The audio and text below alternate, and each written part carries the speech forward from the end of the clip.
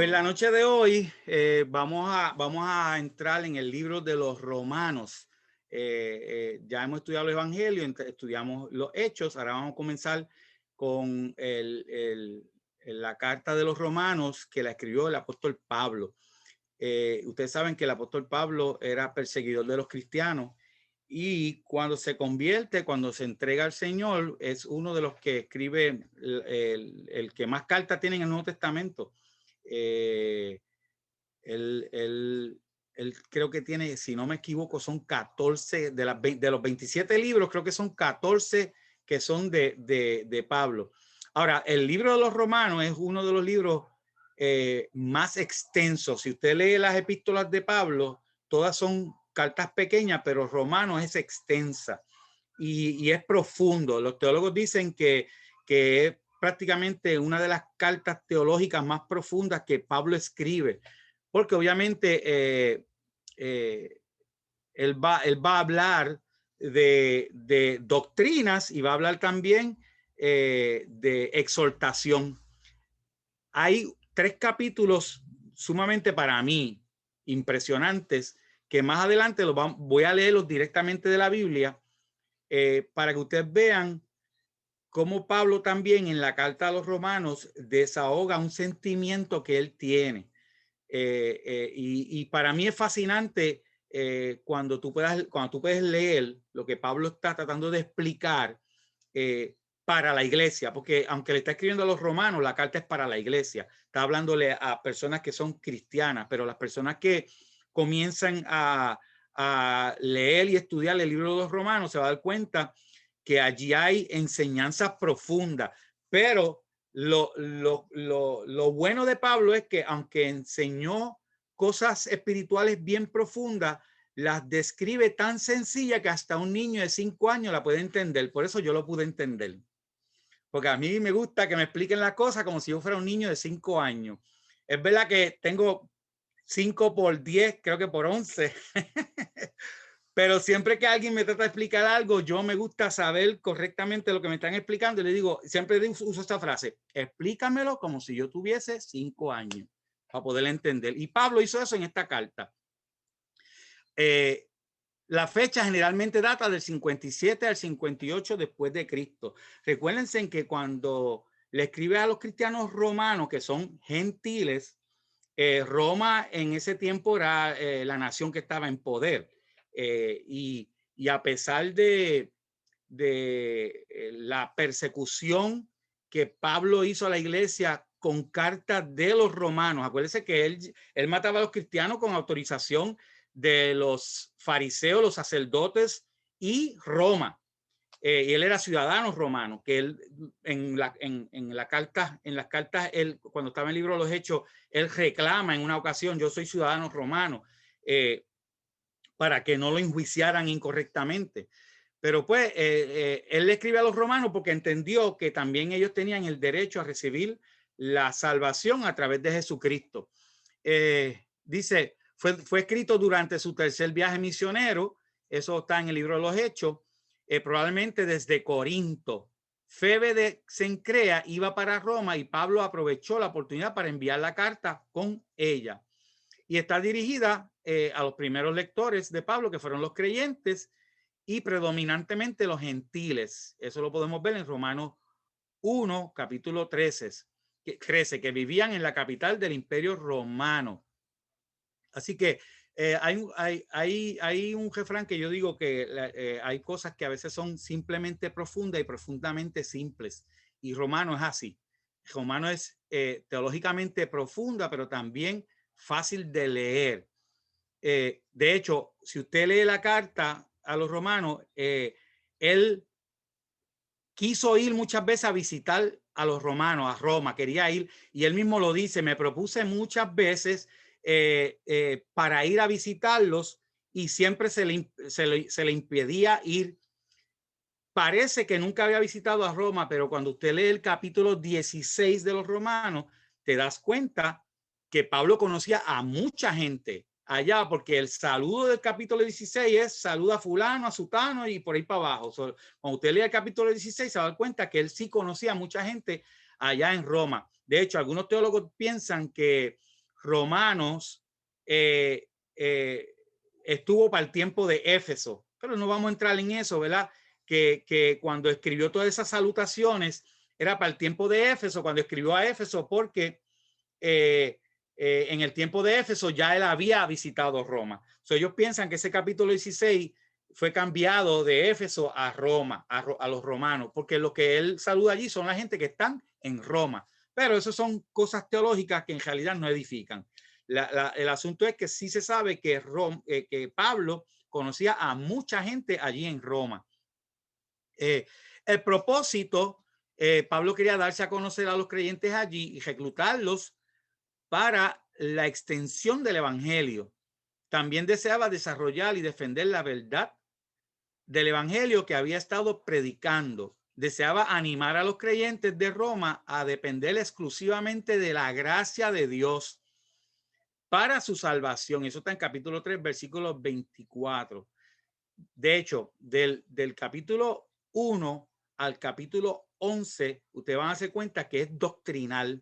Sin embargo, del capítulo 12 hasta el final, hasta el 16, porque aunque el 16 hay mucha salutación, pero hay una doxología donde él sigue exhortando aún al final del capítulo. Pero del 12 al 15 es que exhortando. De hecho, quizá algunos de ustedes van a ver que en su Biblia el capítulo 12 empieza con deberes cristianos y empieza a delinear un montón de cosas que debemos conocer como cristianos. El trasfondo histórico: Roma era la capital de un imperio que se extendía desde Gran Bretaña hasta Arabia. Esto es algo curioso de Roma y ustedes lo pueden anotar por ahí para que lo estudien después. Ustedes saben que en Apocalipsis capítulo 17, versículo 9, habla de la gran ramera que se asienta sobre 7 colinas. Pues mira, hermano, mira la curiosidad de esto. Roma es la única nación del mundo, si usted encuentra otra me avisa, pero Roma es la única nación del mundo que está construida sobre 7 colinas. Por eso es que obviamente la Iglesia Católica sabemos que su sede es de Roma y dicen que la gran ramera, la gran Babilonia, está asentada sobre 7 montes, porque así lo dice Apocalipsis, sobre 7 montes, y ellos tratan de justificar que no es Roma. Pero la realidad es que no podemos descartar la geografía. Roma está construida sobre 7 colinas y usted puede estudiar la geografía de Roma y se va a dar cuenta. No estoy diciendo, ¿verdad?, que la gran ramera es Roma, pero ustedes saben que en un momento dado sabemos la historia donde Roma mató a muchos cristianos, se levantó mucha persecución a los cristianos y aún la misma Iglesia Católica comenzó a perseguir gente que no creían igual que ellos. Y la Biblia habla de que se embriagaron con la sangre de los santos. Eso es algo, una notita aparte para que usted lo apunte y vaya y lo busque y lo lea y lo estudie. Apocalipsis 17, 9, para que tenga algo de lo que es Roma. Era el centro diplomático y comercial del mundo conocido en aquel tiempo. Cuando dicen comercial es porque estaba en un lugar céntrico donde las demás naciones alrededor tenían que, para poder comerciar, tenían que pasar por allí. Y obviamente, si tienen que pasar por mi tierra, yo te voy a cobrar. O nos vende primero a nosotros o te conquisto. Eso pasaba en Jerusalén también. Hay un camino que se llamaba la Vía Maris, que era un camino cerca del mar. Entonces, como era más sencillo para cruzar de Egipto por ahí, pues se aprovechaban y detenían a los que traían mercancía para traficar o para vender y importar, exportar. Son los que tenían control de estos caminos, tenían control del comercio. Por eso que dicen que Roma también tenía el control del comercio mundial en ese entonces. La iglesia en Roma ya había existido, según Hechos, ¿verdad?, formada tanto por judíos y no judíos. En el capítulo 1, versículos 10 al 15, dice, parece Pablo diciendo, parece que no los había visitado, pero sí los conocía porque él da un saludo que lo mencioné antes. Ahora, los temas claves del libro de los Romanos, temas clave. Número 1, revelación de la justicia de Dios. Número 2, fe en la muerte y resurrección de Cristo. Enfatiza en la muerte y la resurrección, que es muy importante la resurrección. Es la fidelidad de Dios con Israel y con la iglesia. Y luego le voy a explicar por qué con Israel. Rectitud a través del poder del Espíritu Santo. Dependemos totalmente del Espíritu Santo para mantenernos fiel a Dios. Reconciliación racial. De hecho, una de las cosas que vamos a aprender con el libro de los Romanos es que Pablo parece que encontró un pequeño conflicto de orgullo en los cristianos de Roma. Y él, yo le voy a dar importancia a estos capítulos 9, 10 y 11 porque es donde Pablo se desahoga. Usted sabe la frase de nosotros los puertorriqueños que decimos, yo soy boricua, pa' que tú lo sepas. Pues la Biblia dice que somos ciudadanos del cielo, de donde esperamos al Señor, ¿verdad? Pero aún así, yo he visto cristianos que gritan, yo soy boricua y defiendo mi tierra. Y se olvidan que lo que tiene que defender es la ciudadanía celestial. Pero Pablo, en esta carta a los romanos, él hace un desahogo, que lo vamos a ver más adelante, para dar a entender a los cristianos que no debemos ay Dios mío, sernos orgullosos, sernos orgullosos, para hacerlo sencillo, que no debemos ponernos arrogantes y orgullosos por ser cristianos. No sé si usted ha vivido esto, pero personas que saben que por la misericordia de Dios fuimos rescatados, ¿verdad? Para servir a un Dios vivo, y después que somos rescatados, queremos como que mirar por encima del hombro. Yo soy el siervo del Señor. Yo soy la sierva. Y no saben que la palabra siervo, sierva, es la que usó Cristo, ¿verdad? Para darle a entender que yo no vine a servir, yo no vine a ser servido, sino a servir. So, Pablo comienza su carta diciendo, mira cómo le empieza la carta. Pablo, siervo, en tu Biblia dice siervo, quizá dice siervo en el primer capítulo, pero en la Biblia textual, donde viene la traducción directa del griego, él lo que usó fue la palabra esclavo. Pablo, esclavo de Jesucristo, llamado a ser un apóstol. Y ustedes saben que apóstol significa ser enviado, el enviado. So, si tú eres enviado, tú eres un apóstol. Y dice, apartado para el evangelio de Dios, el cual se prometió de antemano por medio de sus profetas en las sagradas escrituras. So, Pablo de entrada le está diciendo a los romanos y a la iglesia, yo soy un esclavo de Cristo. Y un esclavo no tiene ninguna inherencia de opinar. En estos días vi, no sé si ustedes han visto la película Help, The Help, que era para los 60, los 70, los 80, creo, cuando la raza negra en Estados Unidos, las mujeres iban a buscar casas para servir, cocinar, atender a los niños, y aunque la esclavitud ya no existía para ese tiempo, pero los trataban como esclavos. ¿Por qué? Porque esas mujeres que cocinaban, que atendían a los niños, que limpiaban la casa, le construían un baño afuera de la casa porque no querían que ellas contaminaran el baño de la casa.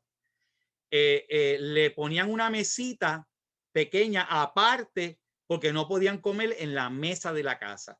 So, prácticamente era una forma de esclavitud, no opinaban. Y de hecho, vean la película, yo la he visto ya 3 veces y siempre lloro, porque no puedo creer que eso estaba pasando en Estados Unidos.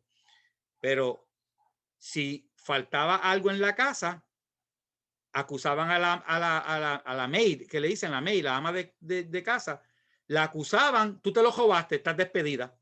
Sin juicio y sin nada, no podía ni opinar ni hablar. Simplemente llorar e irse. Y a veces estas maids trabajaban 19, 20, 22 años y cualquier tontería que pasaba, vete para tu casa, estás despedida. So, cuando Pablo establece que él es un esclavo de Cristo, él lo que está diciendo es, o sea, yo me he entregado mi voluntad, porque ustedes saben que la esclavitud entrega su voluntad. Ellos no tienen voluntad propia, la voluntad del amo. So, Pablo de entrada dice que aunque él es un apóstol de los gentiles, pero él es un esclavo de Cristo. Él se entrega por completo. So, la mentalidad de nosotros como cristianos debe ser de esa misma manera. El esclavo sirve. Si usted es un esclavo de Cristo, usted sirve. Usted tiene que servir, no importa en qué área. Nosotros, Marisa y yo, como somos los pastores de integración, siempre busca, cuando la gente llega a la iglesia, yo siempre le digo, ustedes pueden hacer de esta casa su casa permanente o puede hacerla el oasis por donde usted pasa. El oasis es el lugar donde está la sombra, están los cocos, pueden disfrutar del agua que hay allí, de la sombra, del viento, descansen, aprenden, comen, se alimentan y llevan esa bendición a otra iglesia donde usted va a ser quizá permanente. So, Catacumba siempre digo, o es tu casa permanente o es un oasis, pero nosotros tenemos que siempre buscar la manera de que si Dios trajo a alguien allí, no fue para llenar una silla. La gente que llega tiene un propósito divino de parte de Dios para servir en alguna área, porque el que más, el que menos, un talento tiene. Y nosotros tratamos, Marisa y yo tratamos de buscar qué talento tiene para ponerlo a correr y a servir en la iglesia en el área que tiene que desarrollar ese talento. So, Pablo de entrada dijo que era esclavo de Jesucristo. Ahora, hay unos conceptos que él presenta en el libro de los Romanos. Presenta el cuidado que tenemos que tener con el dominio del pecado. Uno no puede ignorar que el pecado sí tiene dominio en el mundo. Me acuerdo en una ocasión que había una pareja jovencita que se iban a casar y yo le pregunté, ¿entre ustedes ya hablaron sobre el divorcio? Y ella me dijo, no, jamás. Ni él ni yo vamos a hablar del divorcio, jamás. Esa palabra no existe en nuestro vocabulario, bla, bla, bla. Que si yo le dije, pues estás equivocada, porque para tú atacar al enemigo tienes que conocerlo. Tú tienes que hablar de las consecuencias del divorcio. Si tiene hijos, la causa que puede causar el divorcio a los hijos, tiene que conocer el enemigo para atacarlo.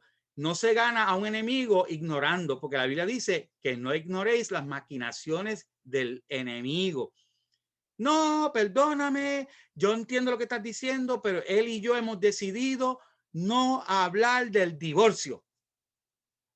Con 3 hijos se divorciaron. Con 3 hijos se divorciaron. Están divorciados, separados y están al garete los dos, perdidos. Mire, hermano, no podemos ignorar el dominio del pecado. No es que nosotros digamos, pues yo soy débil y voy a pecar. No, es que no podemos ignorarlo porque Pablo dijo que no podemos ignorar este dominio que existe en el mundo. Otro concepto que él presenta en la carta es la incapacidad de la ley para salvar. Él establece bien claro que la ley tuvo su propósito, pero la ley no salva. La ley te puede llevar a conocer quién es Dios y cómo nosotros debemos servirle, pero las obras de la ley no salva a nadie. Y obviamente la Biblia dice que no es por obra para que nadie se gloríe.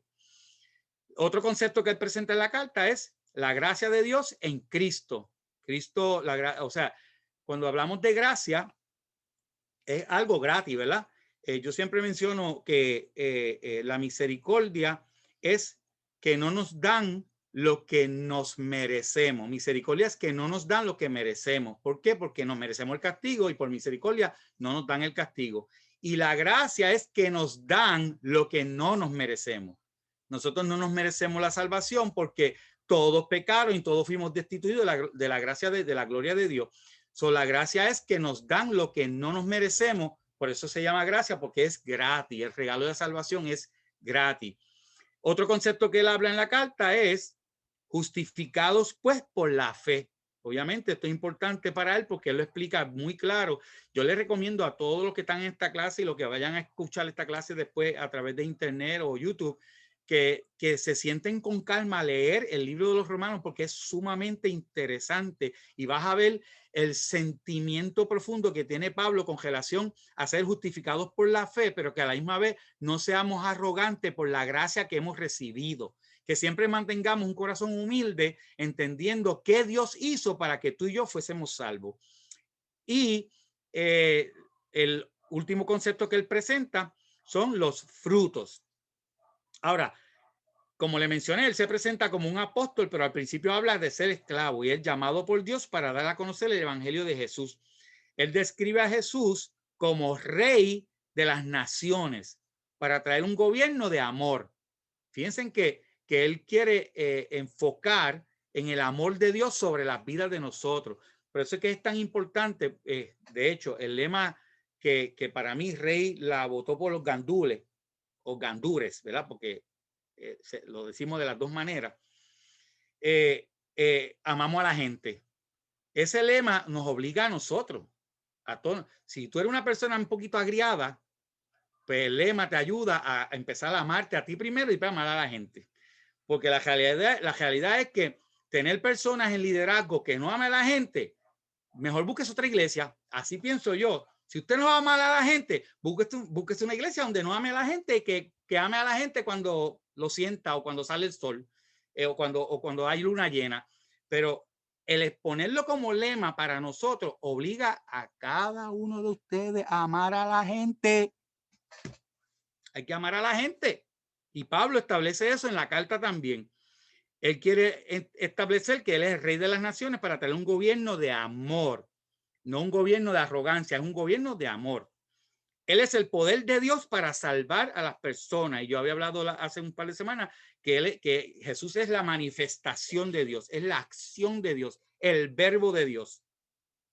Y todo que confía en él, él es el poder de Dios para salvar a las personas, quienes confían en él y les revela la justicia de él.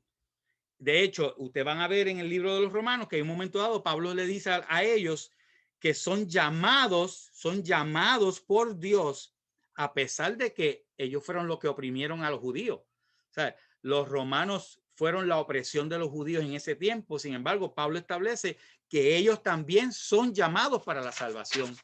Bien. Y de hecho, Pablo hasta establece que ora por ellos.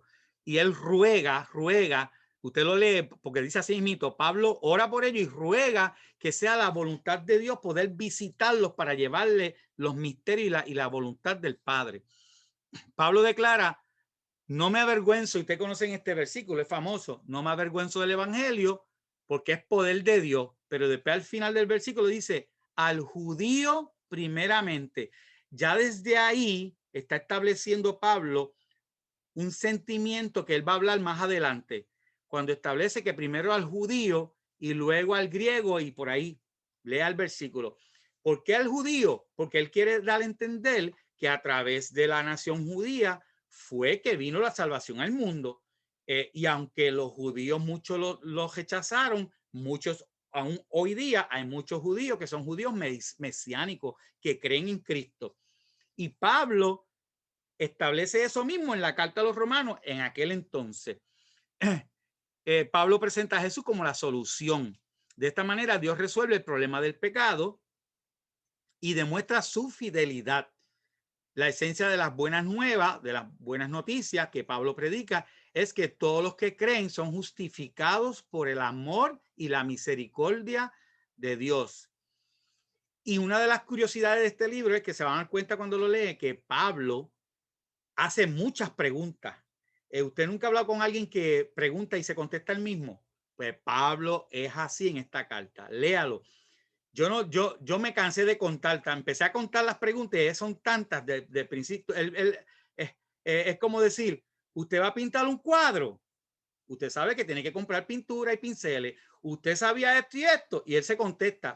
Toda la carta de los romanos es haciendo preguntas y él mismo contestando, haciendo preguntas y él mismo contestando.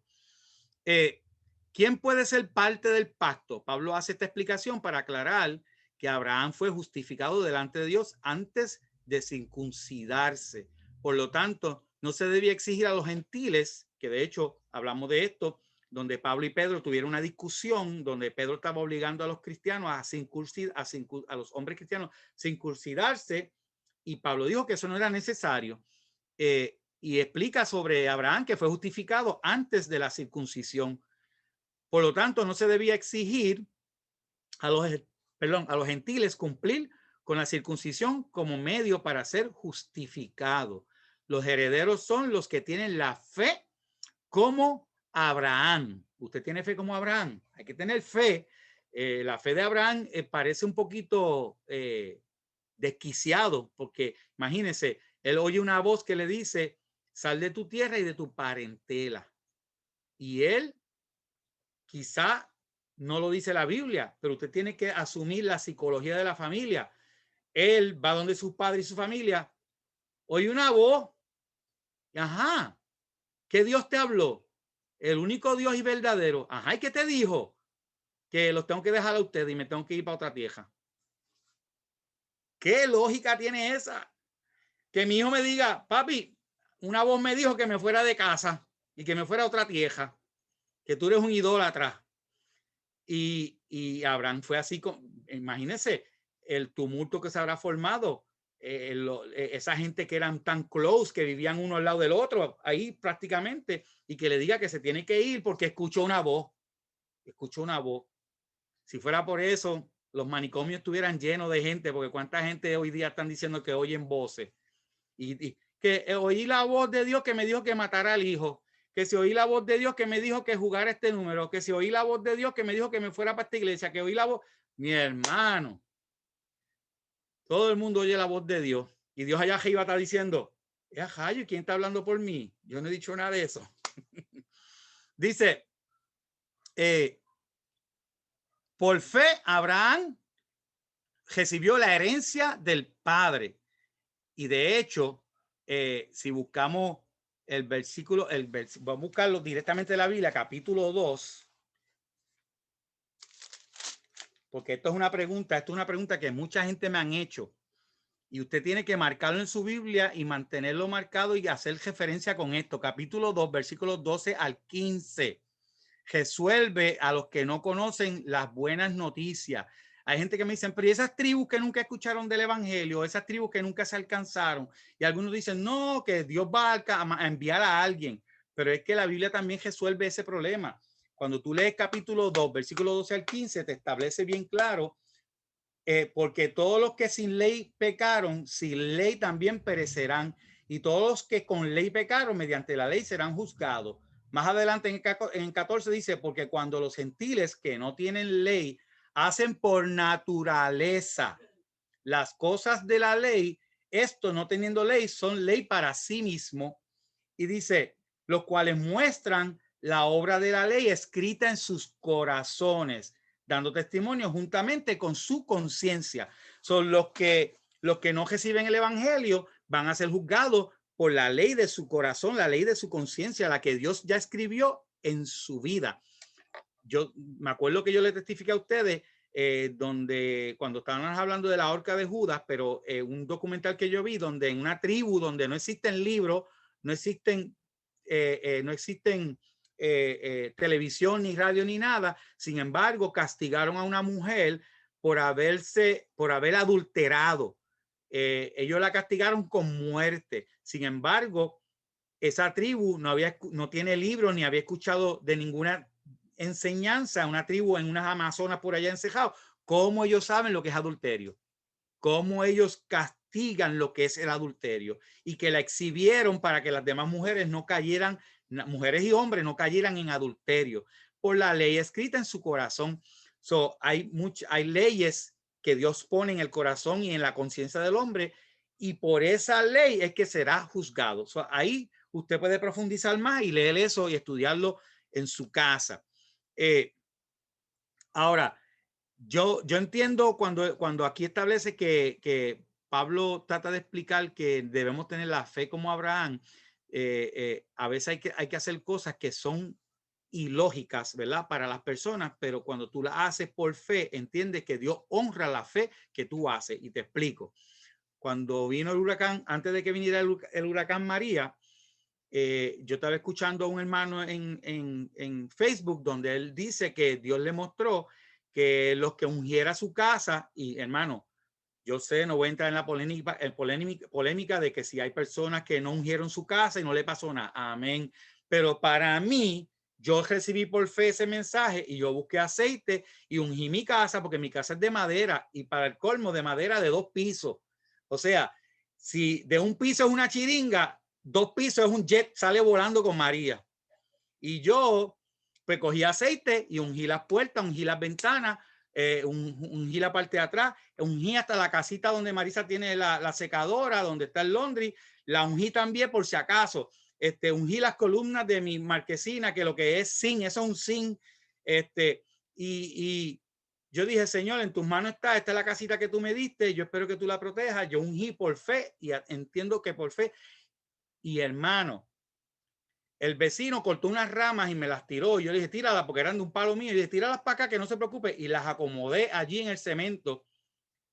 Y le dije a Marisa, yo no voy a recoger eso porque María va a llevarse todas esas ramas. Ahí las voy a dejar. Lo que no me di cuenta que las puse en una área donde ungí la casita donde está el laundry de Marisa.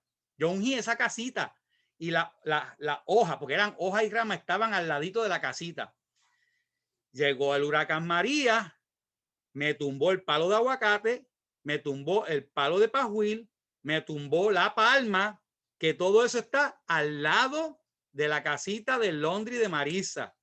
Sin embargo, no se cayó la casita, no entró agua por ninguna de las ventanas que yo ungí con aceite. Estoy hablando, hermano, seco. No estoy exagerando. Mi casa estaba seca totalmente.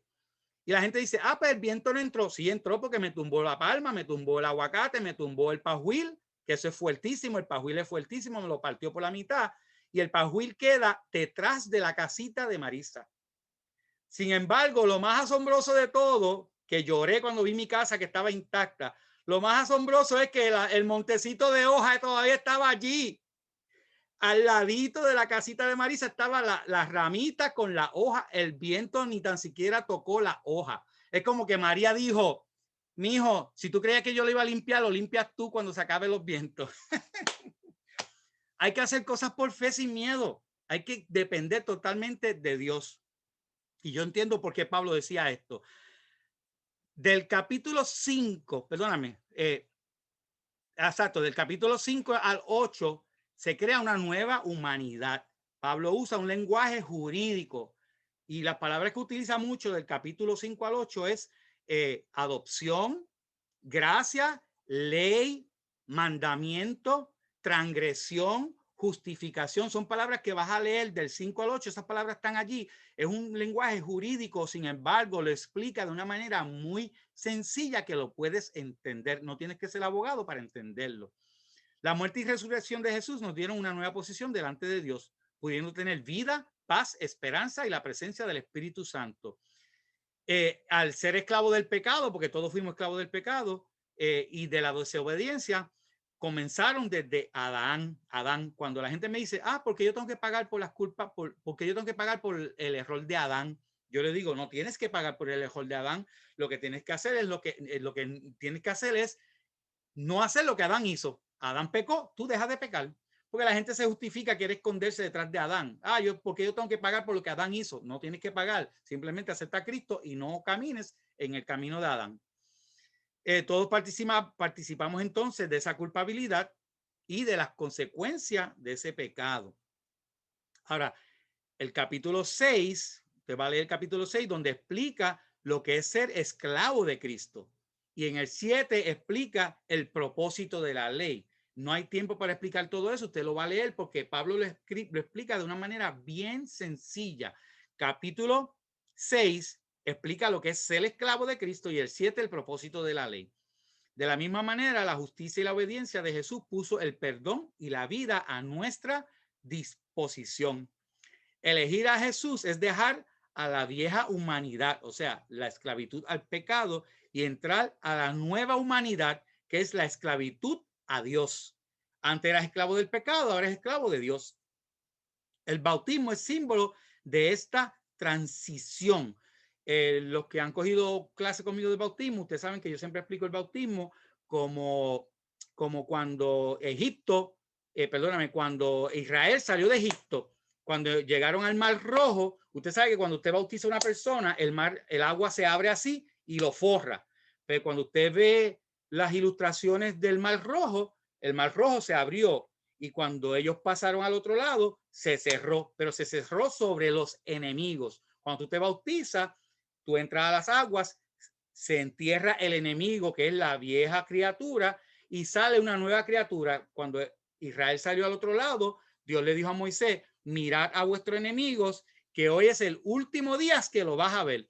Cuando usted se bautiza, tiene que tener una mentalidad de que cuando yo me bautizo, el pecado, el mundo, la esclavitud, porque tuvieron más de 400 años, 400 y un pico de esclavitud, y fueron libertados y rescatados. Pues de la misma manera, cuando usted se bautiza, usted piensa en que usted pasa por esas aguas porque va a ser rescatado de la esclavitud, del pecado y levantado a una nueva vida. Esto es morir a la vieja humanidad y resucitar con Jesús. Entonces, continuaremos pecando, según Pablo pregunta, porque abunda la gracia. Usted sabe el versículo que dice que donde abunda el pecado, sobreabunda la gracia. Ese es un versículo. Pues si sobreabunda la gracia, quiere decir que puedo pecar para que la gracia me cubra. No, eso Pablo está diciendo simplemente porque abunda la gracia, usted va a continuar pecando. Y él dice ciertamente que no. De ninguna manera se supone, porque se supone que nosotros morimos al pecado y ahora vivimos para Dios. De hecho, el discípulo amado en sus epístolas dice que el que peca es del diablo. No me pregunte cómo el que más amaba escribe que el que peca es del diablo y no conoce a Dios. Lea lo que está en las epístolas. Eso dice, ¿para qué es entonces la ley? ¿Cuál es el propósito de la ley? Es buena para dar a conocer el pecado y no nos puede salvar ni podemos ganarnos el cielo a cumplirla. La nueva vida que Dios nos da nos libera de la ley. Al morir en Cristo y ser libres del pecado, también somos liberados de la atadura de la ley. El Espíritu Santo está vivo obrando activamente en todo aquel que cree en Cristo. Su presencia es la que nos convence de que somos hijos de Dios. Resucitaremos por el Espíritu de Dios. El mismo Espíritu que resucitó a Cristo es el mismo que nos va a resucitar a nosotros. Ese es nuestro anticipo de gloria venidera, un manantial de vida y esperanza que también nos ayuda a nuestra debilidad. Dios quiere que seamos como Cristo en su carácter y en gloria. En Él somos más que vencedores. Ahora, de aquí en adelante quiero, y si quieren ir conmigo, capítulo 9 al capítulo 11, quiero leerle el desahogo de Pablo, porque yo le puse el desahogo porque usted, no voy a leerle los 3 capítulos porque no da el tiempo. Voy a leer solamente algunas porciones que marqué para que luego ustedes se sienten con calma y lean el capítulo 9, el capítulo 10 y el capítulo 11 y van a ver el desahogo que Pablo siente y explica para que los creyentes, los cristianos, no nos hagamos arrogantes al ser salvos, sino por qué Dios permitió que los judíos se rebelaran para que la salvación nos alcanzara a nosotros. Fíjate lo que él dice en el capítulo 9. Acuérdense que simplemente voy a saltar porque es muy largo.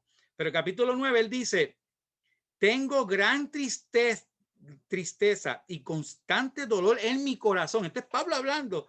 Tiene tristeza y un dolor en su corazón. ¿Pero por qué? Por mis hermanos, quienes son los israelitas.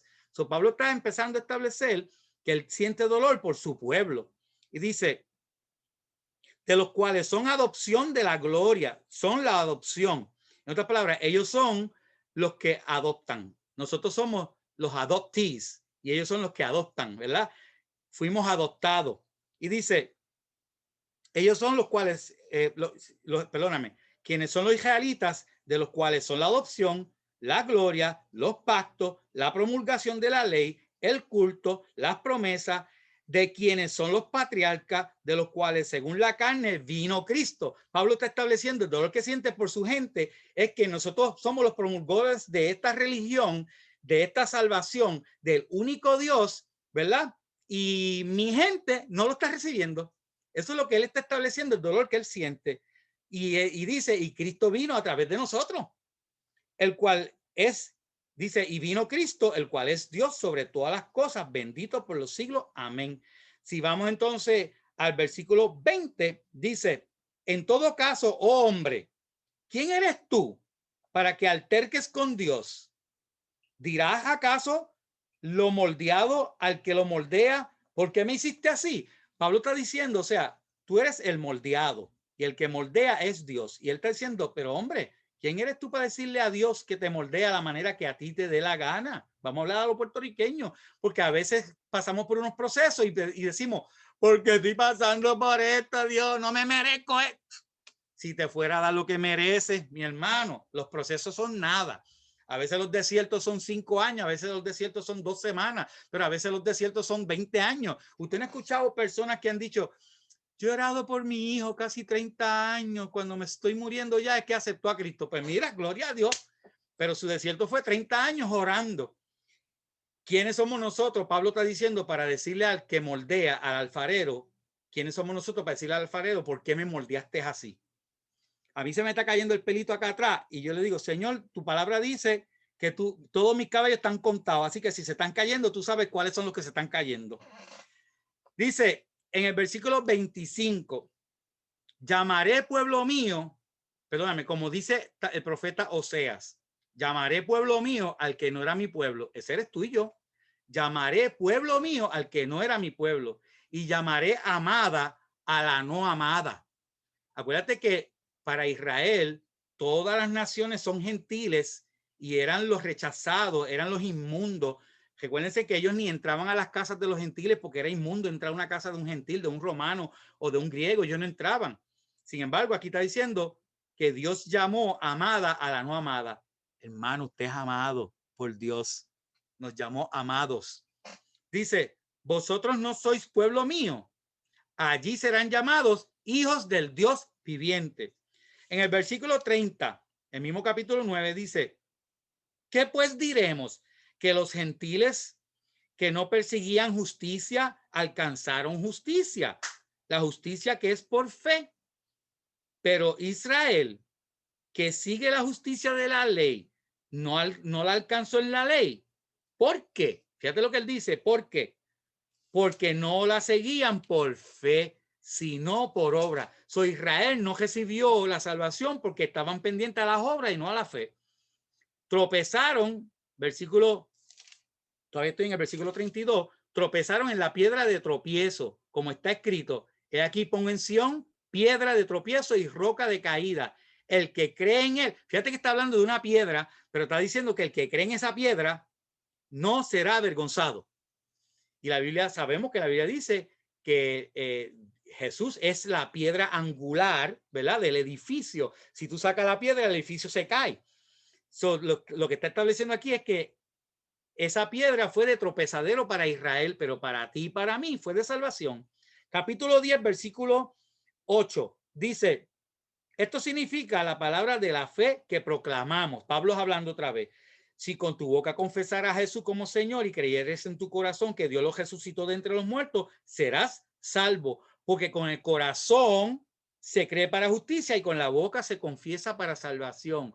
No dejes de confesarlo cuando vayas al culto, cuando estés en tu casa, en el cuarto, por la noche, antes de acostarte. Pide perdón, confiesa a Cristo como tu Salvador todas las noches, porque no sabemos a qué hora viene a buscarnos.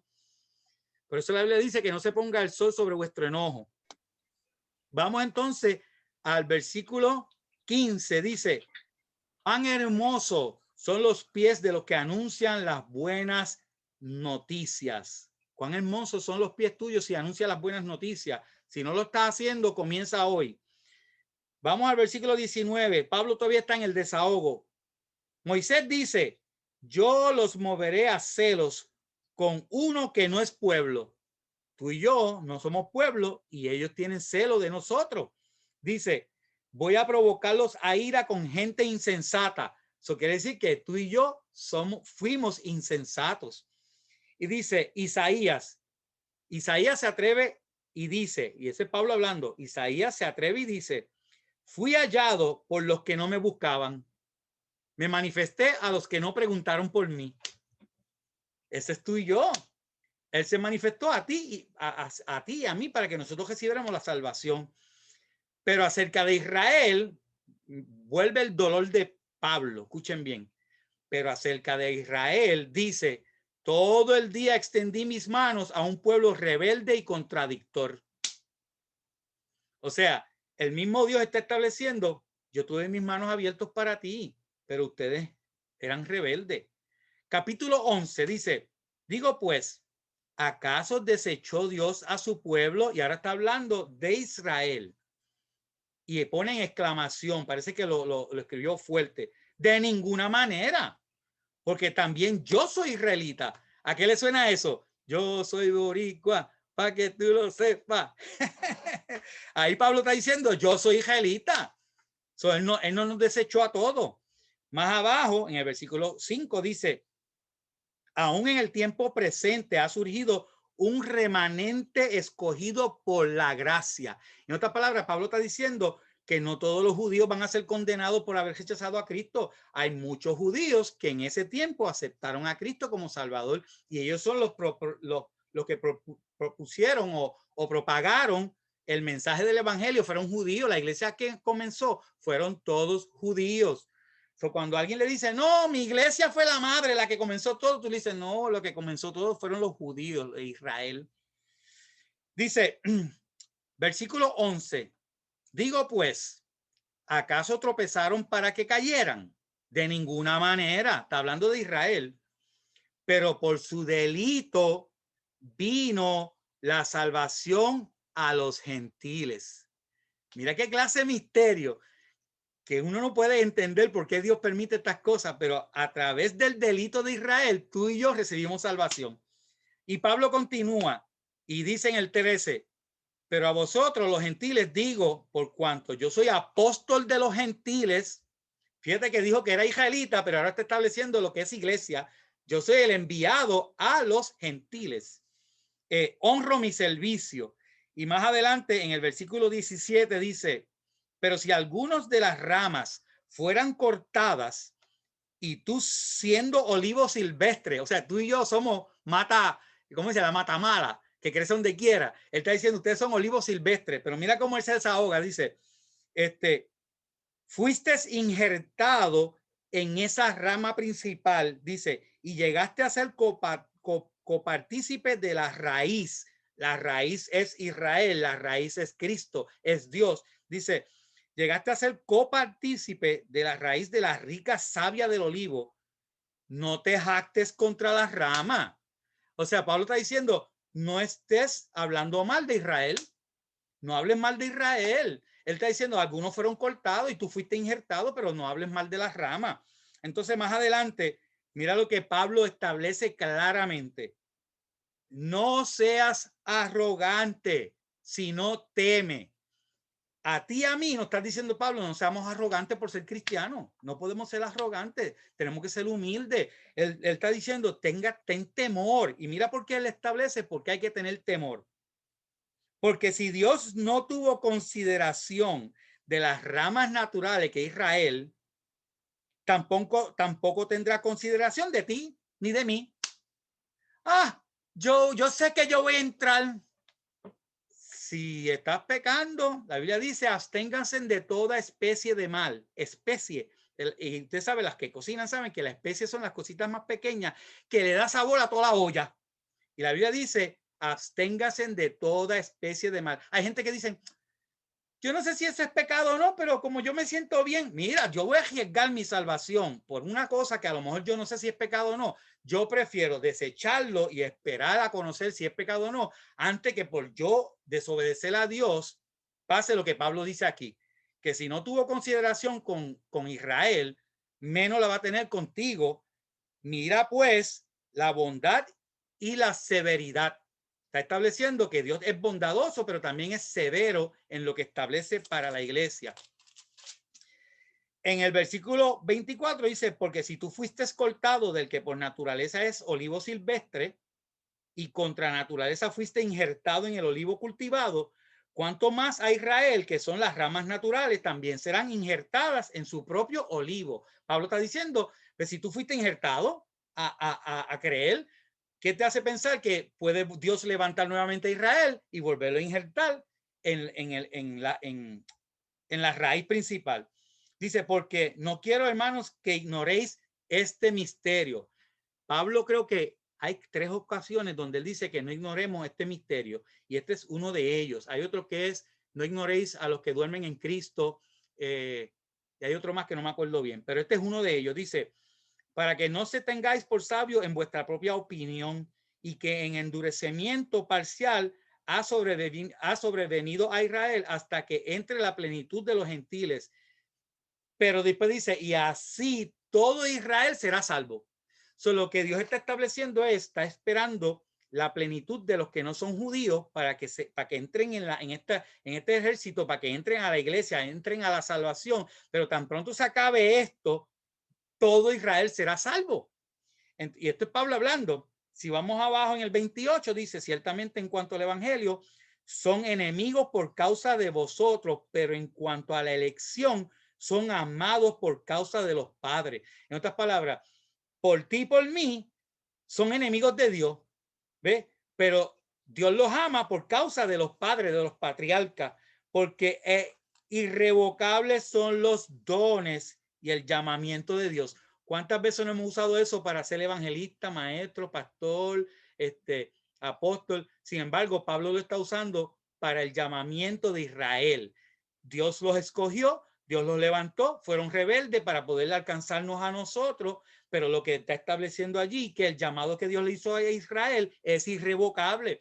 Y hay gente, y yo lo he escuchado, hermano, yo he escuchado predicadores, yo he escuchado pastores diciendo que Israel fue desechada para siempre y que Dios no va a bregar más con ellos.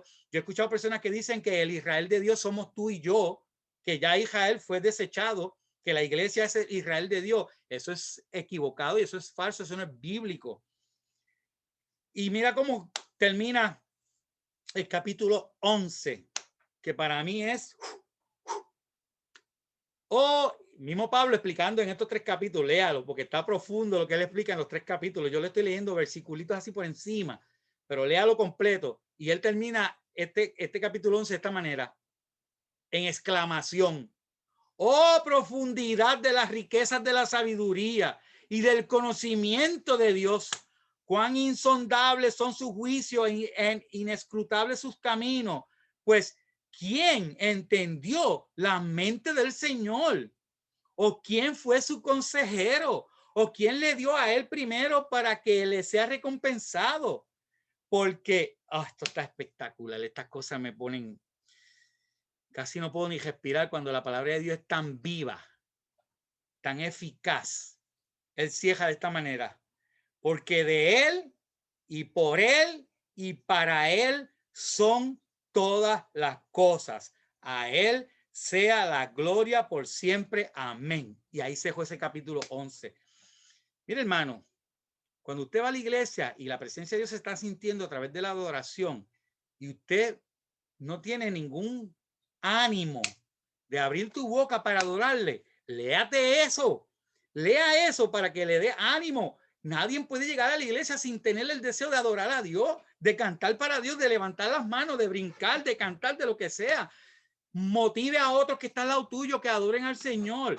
Esta idea de que es que yo no soy así, es que yo soy introvertido, pues necesitas el Espíritu Santo. Necesitas la experiencia del poder de Dios, porque cuando usted tiene la experiencia del poder de Dios, no hay forma de que te quedes callado. No hay forma de que tú no levantes tus manos, que agradezca. ¿Sabes que cuando dicen, tírenle un beso al Señor? Yo le tiro besos con las 2 manos, le tiro. Y hay gente que hace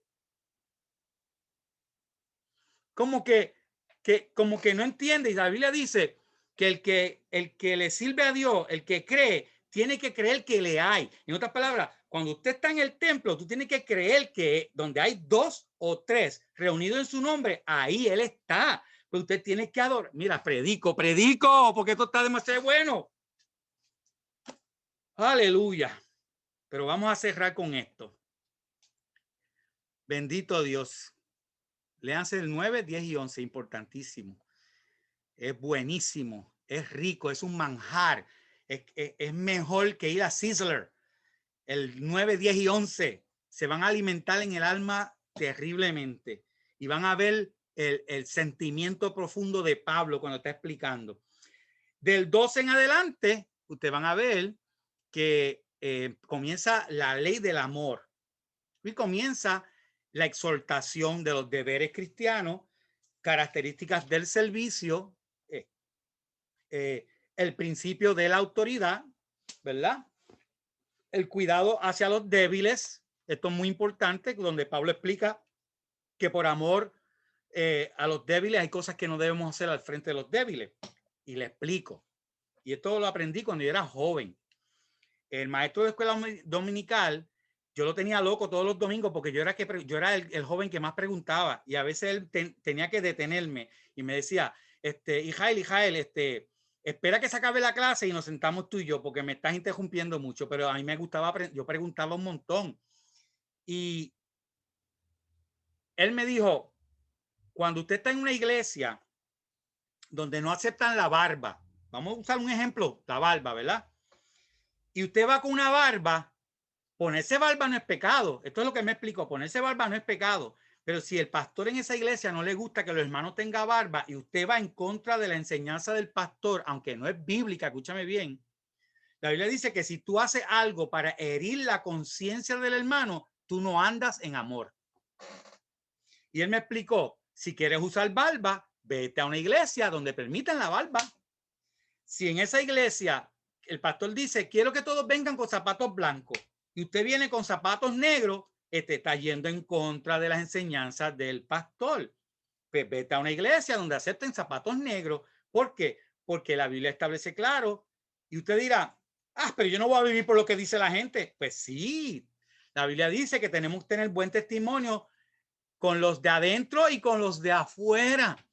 Y usted no puede andar como usted le dé la gana y que se hiera el que se hiera. Usted tiene que pensar, lo que yo hago hiere la conciencia del hermano. Pues mira, no es que no te ponga zapatos blancos, pero si el hermano no le gusta los zapatos blancos delante de él, no te los ponga. Y así no le hieres la conciencia. No sé si me estoy dando a entender, porque los zapatos blancos no es pecado, la barba no es pecado, pero es que entiendan que si usted va a comer carne, ¿verdad? Por decir algo, como dice la escritura, y es sacrificado a los ídolos, la Biblia dice que no pregunte, ora y te lo come.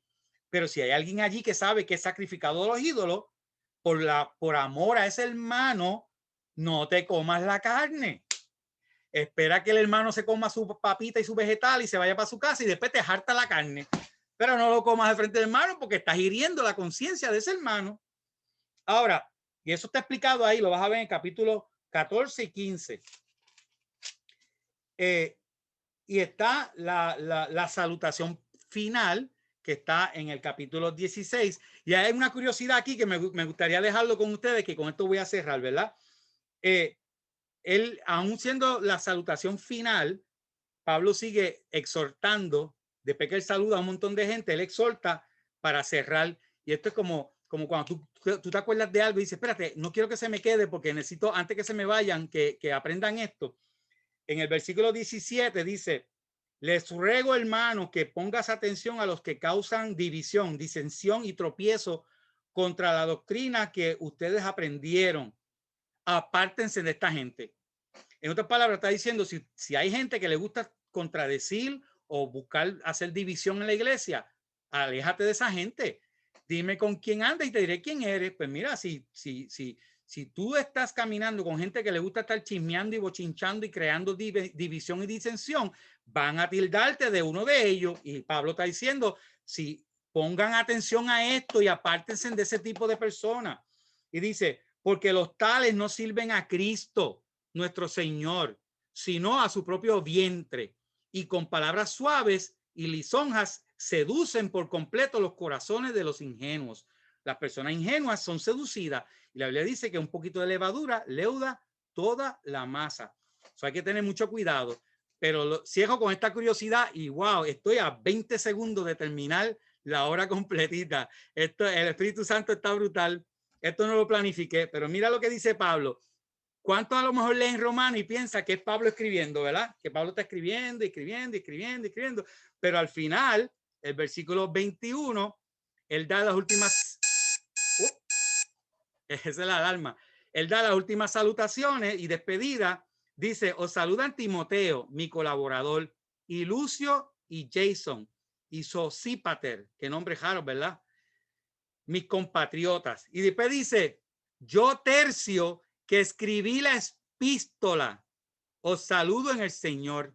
So, el que está escribiendo es una persona, un escriba, un secretario que Pablo le está dictando y él está escribiendo porque cuando está finalizando, él dice, y yo Tercio, que escribo esta epístola, también les saludo. Os saluda Gallo, anfitrión mío, y toda la iglesia os saluda el tesorero de la ciudad, y el hermano cuarto. Y al final nuevamente dice, y al que puede fortaleceros según mi evangelio y la proclamación de Jesucristo, según la revelación del misterio que fue guardado en silencio desde tiempos eternos, pero que ahora ha sido manifestada por medio de las escrituras proféticas. Según el mandamiento de Dios eterno, se ha dado a conocer a todas las gentes para que obedezcan a la fe, a Dios, el único sabio, sea la gloria por medio de Jesucristo para siempre. Amén. Bendito Dios. Yo quiero decir, hermano, que de verdad que aunque me gozo, me disfruto la clase, pero es sumamente difícil resumir, hacer una sinopsis del libro de los Romanos ahí a las millas, pero yo sé que ustedes pueden regresar al video, repasarlo. No le estoy diciendo que todo lo que dije puede ser correcto, a lo mejor me equivoqué. Yo regreso a los videos y a veces veo que digo palabras que no están correctamente dichas, ¿verdad? Me perdonan esas y muchas más, pero estamos aquí para que ustedes sean edificados, crezcan en el evangelio. Y lo más importante, emocionense con Dios, emocionense con la palabra, que después de esta clase tengan deseo de empezar a sentarse a leer y a escudriñar y a sacarle hasta el gajito, el más último gajito de la escritura. Y si el Señor les revela algo, no me dejen fuera del círculo, me llaman o me escriben, porque cualquier cosa que usted, a la Biblia dice que el Espíritu Santo te puede revelar a ti algo que no me reveló a mí, pero me encanta aprender. Así que me escriben si tienen preguntas. Digo, solamente 3 personas me han mandado preguntas por email. Eso quiere decir que o no aprendieron muy bien o aprendieron muy bien. Así que nada, Dios les bendiga a todos. Cualquier duda que tengan, confianza. Lo que no sé, lo buscamos. Nunca me lo invento, pero lo que sé, lo buscamos. Dios les bendiga.